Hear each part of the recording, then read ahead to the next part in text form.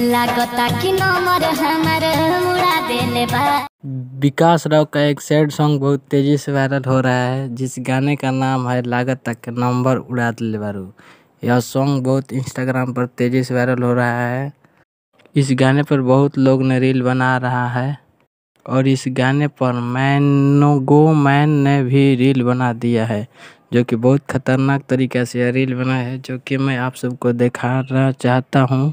विकास राव के sad song है number उड़ा देले बारू, जो कि बहुत ही तेजी से इंस्टाग्राम पर वायरल हो रहा है। जिस तरह से दूसरा से बतिया उतरे गाना वायरल हो रहा था, तो चलिए मैं दिखा देता हूँ इस क्लिप में। लागता कि नंबर हमर उड़ा देले बारू, जाके ससुराल में भुला देले बारू। फोन नहीं करी हो क्रिया धरा देले बारू, जाके ससुराल में भुला देले बारू।